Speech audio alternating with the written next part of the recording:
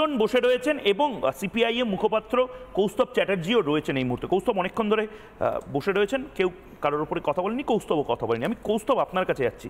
কৌস্তব, একদম specific research করে আমি, আমার টিম জবাব চায় বাংলাতে যারা কাজ করেন তারা দেখলেন যে বাম আমলে এসি লাগানোর একটা পরিকল্পনা শুরু হয় এবং তারপর সেইটা নিয়ে আপনাদেরই দলের বিভিন্ন যারা উত্তরবঙ্গের নেতারা রয়েছেন তারা যখন বলেন যে আপনারা এটা কি করছেন বন দপ্তরকে, তখন এসিটা আর লাগানো হয়নি, তারা বন্ধ করে দেয় প্রজেক্টটাকে। অদ্ভুতভাবে তৃণমূল কংগ্রেস আমলে এই কোর ফরেস্টের মধ্যে দাঁড়িয়ে এমন কিছু কিছু জিনিস করা হয় যেটা সারা পৃথিবীতে হয় না। কৌস্তব, এই হলং বাংলোর ক্ষেত্রেও কি এই জিনিসগুলো হয়েছে যার ফলে এই আজকে এই যে সব বিক্রি করে দাও, সব বিক্রি করে দাও যারা বলে, তারাই আসলে বাংলায় সব কিছু বিক্রি করেছে, জল, জমিন, জঙ্গল সব? ময়ূক, আমি তোমার ইনভেস্টিগেটিং টিমকে পাঠাবার জন্য অনুরোধ করছি। আমি বলছি যে প্রথমে তোমাদের একজন রিপোর্টারকে গরুমারা বাংলো পাঠিয়ে দাও। মানে গরুমারা বাংলো মানে হচ্ছে, এখন তো ওখানে মুখ্যমন্ত্রী গিয়ে থাকতেন, আগে অতীতে অন্যদের যাওয়ার সুযোগ ছিল, এখন আর নেই ওখানে সুযোগ, এখন পুরোটাই বন্ধ করে দিয়েছেন, শুধু মুখ্যমন্ত্রী যান, মানে ওই যাত্রা প্রসাদের রাইনো পয়েন্টের পাশে যেটা আর কি।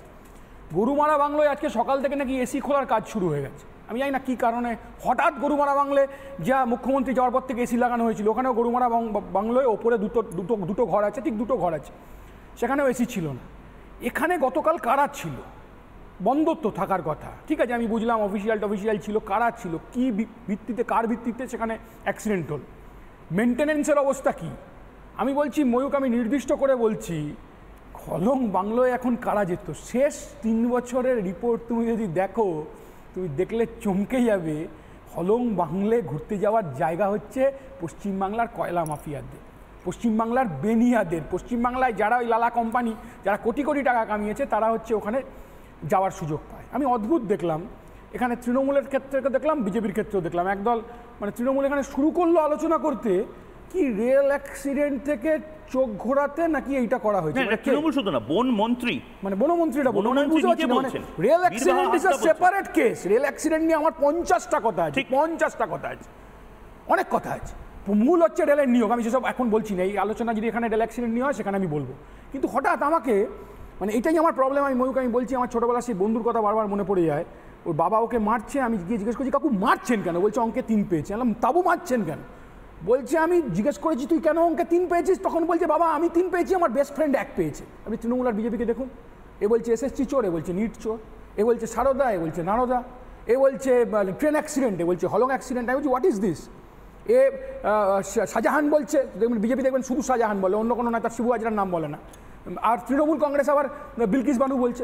সবই তো সত্যি, সবই অস্বীকার করা যায় না তো। এসএসসির থেকে ব্যাপম, এখন তো নিট এসে গেছে বাজারে। আমাদের কথা হচ্ছে তদন্ত করে বের করার আগে, আজকে বনমন্ত্রী যে ধরনের কথা বললো, এটা হতে পারে না। হঠাৎ রেল অ্যাক্সিডেন্টের প্রসঙ্গ তুললেন কেন? আবার আপনি দেখুন রেলের ঘটনার দিন, আপনি দেখুন, আমি অন্য কিচ্ছু বলছি না, দ্রুততার সাথে, অন্তত একটা ভালো যে রাজনীতির লোক বলেনি, রেলের অফিসারকে দিয়ে বলিয়ে দিলেন যে ওই যারা 2জন মারা গেছে, যে ড্রাইভার, তাদের দোষ ছিল, এফআইআর করে দিয়েছে। আমি কথা বলছি এইটা, যে হলং বাংলের এই ঘটনার পেছনে আসলে ভাইপো ঘনিষ্ঠ একজন ব্যবসায়ী, রিসর্ট যিনি বাড়তি আরম্ভ করেছেন ওই চত্বরে, তার যোগ নেই তো? আমরা তো অদ্ভুত দেখলাম, এবার তো প্রথম দেখলাম। ময়ূক, তুমি জানো কিনা আমি জানি না, এবার ডায়মন্ড হারবার কেন্দ্রে সবচেয়ে বেশি যারা লিড দিয়েছে বুথ থেকে, প্রায় 55 জন থাইল্যান্ড বেড়াতে গেছে, 1-2 না, যে যত বেশি লিড দিতে পেরেছে। মানে ধরুন একটা বুথের রেজাল্ট আমি বলি, মহেশতলায় একটা বুথে 900 ভোট পড়েছে, 860টা তৃণমূল পেয়েছে, 2, 3, 4 বিজেপি পেয়েছে, আমরাও 3, 4 পেয়েছি। তার নেতা, ওই বুথের নেতা থাইল্যান্ড বেড়াতে গেছে, এরকম আর কি। মানে ওই কিছু ব্যাপার আছে নাকি ওখানে, দেখলে দেখতে পাবে। পশ্চিমবাংলায় তৃণমূলের সবচেয়ে বড় অপরাধ শুধু দুর্নীতি না, পশ্চিমবাংলার সবচেয়ে বড় অপরাধ হচ্ছে এনভায়রনমেন্টকে নষ্ট করে দেওয়া। খোদ কলকাতায় 2011 থেকে 2024 অবধি 3,500 পুকুর বুঝিয়েছে, 3,500 পুকুর বুঝিয়েছে। তুমি একটার পর একটা এলাকা বলতে পারবে, তুমি দেখো একটার পর একটা এলাকা। কলকাতায় এরকম ওয়ার্ড আছে, যে ওয়ার্ড 66 নম্বর ওয়ার্ড, যে ওয়ার্ডে 1.5 লক্ষর কাছাকাছি ভোটার রেজাল্ট দেখো। সমস্ত বেআইনি, সমস্ত বেআইনি। এই যে 34 বছরে এটা কি ইন্ডিজোটে আলোচনা হবে? না, ইন্ডিজোটে আলোচনা হবে। আপনি দারুণ কথা বলেছেন। না, ইন্ডিজোটে সাধারণ মানুষ এই যে এনভায়রনমেন্টের কথা কৌস্তব বলছে, আরে এনভায়রনমেন্টের বিধানসভায় একের পর এক প্রশ্ন তুলেছি, জলাশয় বুঝিয়ে, নয়নজলি বুঝিয়ে প্ল্যান তুলেছে।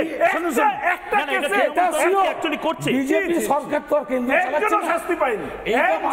আরে কেন্দ্র ছাড়ুন, আপনার ঘরের সামনে জলাভূমি, নয়নজলি এগুলো বিক্রি হয়ে যাচ্ছে, বুঝিয়ে প্ল্যান হয়ে যাচ্ছে, মাল্টিপ্লেক্স হয়ে যাচ্ছে। আপনি কামাচ্ছে, আপনাদের এই কলকাতার নেতারা কত আপনি প্রধানমন্ত্রীর সাথে 400 পারে যুক্ত ছিলেন, আজকে দেখতে পেয়েছেন। আচ্ছা আমি একবার ঝন্টু বড়াইক এবং নীলাঞ্জন দাম, একদম ঝন্টু বড়াইক এবং নীলাঞ্জন দামের কাছে যাব। ঝন্টু বড়াইক এই মুহূর্তে রয়েছেন, খুব উনি অবশ্যই উত্তরবঙ্গেই রয়েছেন। ঝন্টু বড়াইক, সত্যিই কি তৃণমূল কংগ্রেস প্রকৃতিকেও বিক্রি করে দিচ্ছে? একটা বড় অভিযোগ এই হলং বাংলোকে সামনে নিয়ে। আমি জানি আপনারও আজ খারাপ লাগছে, আমারও খারাপ লাগছে। আমার তো উইশ লিস্টের একটা ছিল হলং বাংলোতে যাওয়া, আমারও খারাপ লাগছে, আপনারও হয়তো খারাপ লাগছে। কিন্তু এটা একটা বড় ডিবেট কিন্তু এখানে বসে শঙ্কর ঘোষরা তুলে দিলেন, কৌস্তব চ্যাটার্জিরা তুলে দিলেন। বলছেন তৃণমূল কংগ্রেস প্রকৃতিকেও ছাড়বে না, প্রকৃতিও বিক্রি করে দেবে নাকি, সেখান থেকেও নাকি কাটমানি নেবে। এটা কি ঠিক না ভুল? আমি ময়ূর প্রথমেই বলছি, দেখো এই হলং বাংলোয় উত্তরবঙ্গে ডুয়ার্সে জয়ন্তী বক্সাতে আমার কিন্তু জন্ম, এবং এই হলং বাংলোর আশেপাশের চত্বরেই আমার বেড়ে ওঠা। আমার শৈশব, কৈশোর, যৌবনের একটা বড় অংশ। ফলে কাল রাতে যখন এই একদম দেশালার কাঠি একটা 500 মতন যখন আগুনে ঝলসে গেল নিমিষের মধ্যে, আমি প্রথমে ভেবেছিলাম বোধহয় কোনো একটা মিম ক্রিয়েট হয়েছে, কোনো একটা রিল হয়েছে, ফেক রিল। পরে যখন কনফার্ম হলাম, তোমাকে আমি হোয়াটসঅ্যাপে পাঠালাম গভীর রাতে। আমি তোমায় বলছি যে 2011 ক্ষমতায় আসার পরে আমরা প্রত্যক্ষ করেছি জয়ন্তী বক্সার থেকে শুরু করে এন্টায়ার উত্তরবঙ্গে। ইভেন তুমি খেয়াল করবে উত্তরবঙ্গে ঐতিহ্যশালী যে কটা রিসোর্ট আছে তার মধ্যে মর্গান হাউস, তুমি খেয়াল করবে শঙ্করবাবু একটা কথা বলছিলেন, এই সব বড় বড় বাংলোগুলোয় তুমি যদি কোনোভাবে কোনোদিন এক রাত্রের জন্য বুকিং পাও, তুমি যতই আইন মাফিক আসো না কেন তুমি বুকিং পাবে না। এই একটা অজানা কারণে কারা বুকিং পায় আমরা জানি না, সাধারণ মানুষ এগুলো পায় না। দ্বিতীয়, তুমি খেয়াল করবে 2010 সালে যখন জয়ন্তীর বিখ্যাত ঐতিহাসিক বাংলোটি পুড়ে গিয়েছিল, ব্রিটিশদের সময় তৈরি করা, তারও কিন্তু এখনো তদন্ত বেরোয়নি। আমরা দেখেছি 2011 ক্ষমতায় আসার পরে এই সরকার উত্তরবঙ্গের কোর ফরেস্ট এরিয়ায়, যেখানে আমার বাড়ি, যেখানে আমার প্রপিতামহের নির্দেশ বা আমরা এখনো পর্যন্ত ইট কাঠ পাথরের ব্যবহার করি প্রকৃতিকে ভালোবেসে, সেখানে এই সরকার এবং এই সরকারের পোষিত প্রমোটার বেআইনি ভাবে একের পর এক ইট কাঠ পাথরের ব্যবহার করছে। এবং তুমি জানো মুখ্যমন্ত্রী যেসব জায়গা পছন্দ করেন তার মধ্যে একটা হচ্ছে টিয়াবন চালসার, আরেকটা হচ্ছে জয়ন্তী বক্সা।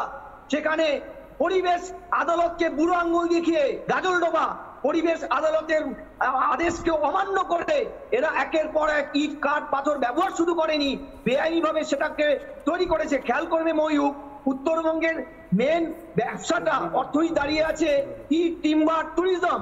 এই ট্যুরিজমের প্রথম স্তম্ভটা হচ্ছে হোমস্টে নির্ভর ট্যুরিজম। এই হোমস্টেটা সাধারণত এথনিক গ্রুপের ডেভেলপমেন্টের জন্য তাদের মাধ্যমে স্মল পুঁজি দিয়ে তাদের তৈরি করার একটা সুযোগ সরকার ভারতবর্ষ এবং পৃথিবীর বিভিন্ন প্রান্তে করে দেয়। আমরা এই সরকারের সময় দেখেছি উত্তরবঙ্গে এই মুহূর্তে বারবার আরটিআই করেও আমরা এই তথ্য পাইনি যে কত শত হোমস্টে বেসরকারি উদ্যোগে দেওয়া হয়েছে, কেন সাধারণ মানুষকে এই হোমস্টে করার সুযোগ দেওয়া হয়নি। অর্থাৎ তুমি যেসব না, সাধারণ মানুষকে তো হোমস্টে করার সুযোগ দেওয়া হয়েছে বলে মমতা বন্দ্যোপাধ্যায় বলছেন। এমএসএমই এবং হোমস্টে বিপুলভাবে বলা হচ্ছে যে রাজ্য সরকার সাহায্য করেছে। আপনি তো নতুন তথ্য আমি তোমায় একটা সুযোগ বলি, একটা উদাহরণ বলি। গাজলডোবা পরিবেশ আদালতকে বুড়ো আঙ্গুল দিয়ে যখন ইট কাঠ কংক্রিটের জালে ভরে দেওয়া হলো, তখন এ রাজ্যের একজন শিলিগুড়ির এখন মেয়র তিনি বলেছিলেন যে সুভাষ দত্ত নামে পরিবেশবিদ, তিনি হচ্ছেন ক্রিমিনাল, কোর্ট ক্রিমিনাল।